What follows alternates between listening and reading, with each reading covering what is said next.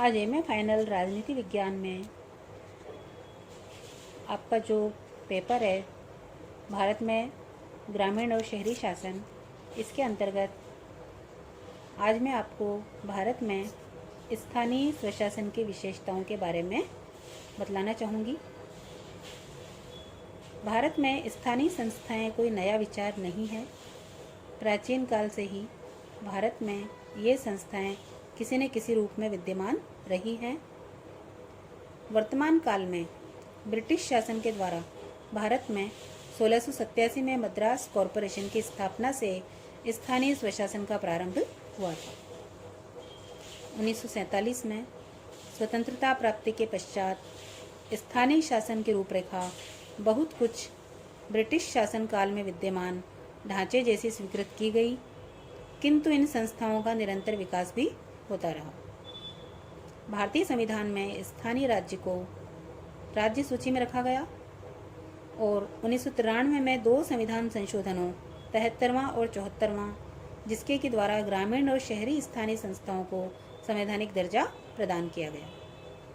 वर्तमान में भारत की ग्रामीण और शहरी स्थानीय संस्थाओं की प्रमुख विशेषताओं या प्रकृति को निम्नलिखित बिंदुओं में हम समझ सकते हैं।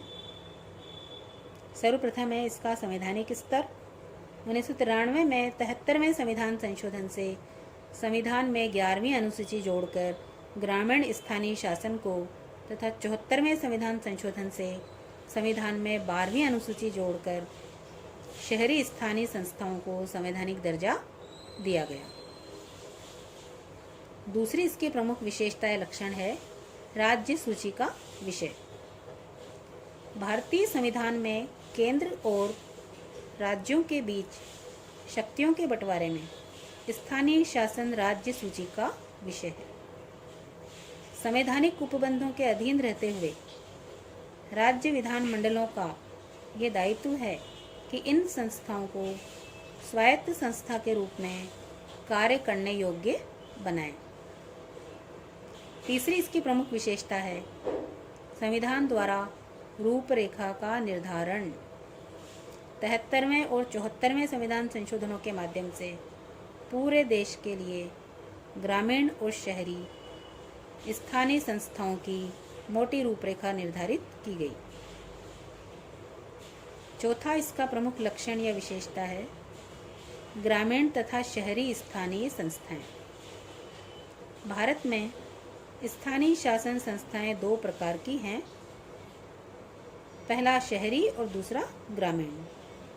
ग्रामीण क्षेत्रों के लिए त्रिस्तरीय या 3 स्तरीय पंचायती राज व्यवस्था है। ग्राम स्तर, मध्यवर्ती स्तर तथा जिला स्तर। शहरी क्षेत्रों के लिए 3 प्रकार के नगरीय निकायों की व्यवस्था है। पहला ऐसे क्षेत्र जो ग्राम से नगर बनने की संक्रमणकालीन प्रक्रिया में है, जैसे नगर पंचायत या नगर पालिका। दूसरा छोटे बड़े शहरों एवं नगरों के लिए नगर परिषद और तीसरा महानगरों के लिए नगर निगम।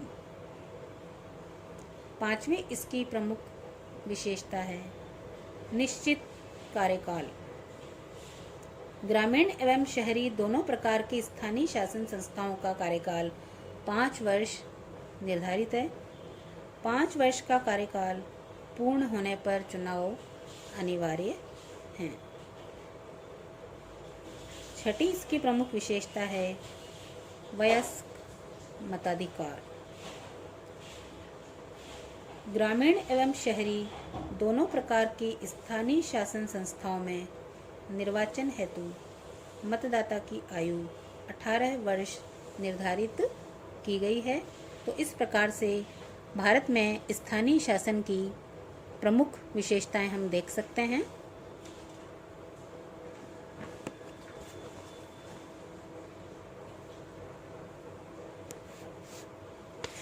अगली इसकी विशेषता हम बता सकते हैं अनुसूचित जाति एवं जनजाति को आरक्षण। ग्रामीण एवं शहरी दोनों प्रकार की स्थानीय शासन संस्थाओं में 73वें और 74वें संविधान संशोधन के द्वारा अनुसूचित जातियों एवं अनुसूचित जनजातियों को आरक्षण प्रदान किया गया है।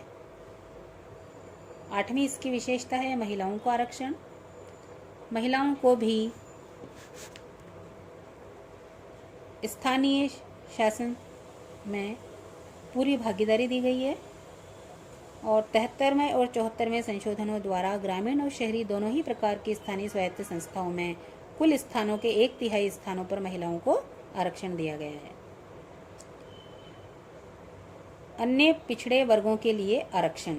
अगर नवी विशेषता की हम बात करें तो 73वें और 74वें संविधान संशोधनों के द्वारा अनुसूचित जातियों, जनजातियों तथा महिलाओं के लिए देश में आरक्षण के प्रावधान आवश्यक हैं।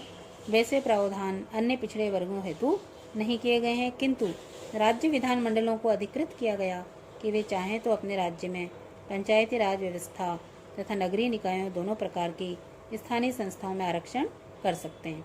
राजस्थान, उत्तर प्रदेश, मध्य प्रदेश, महाराष्ट्र, हिमाचल प्रदेश आदि राज्यों ने स्थानीय संस्थाओं में अन्य पिछड़े वर्गों को आरक्षण के प्रावधान भी किए गए हैं।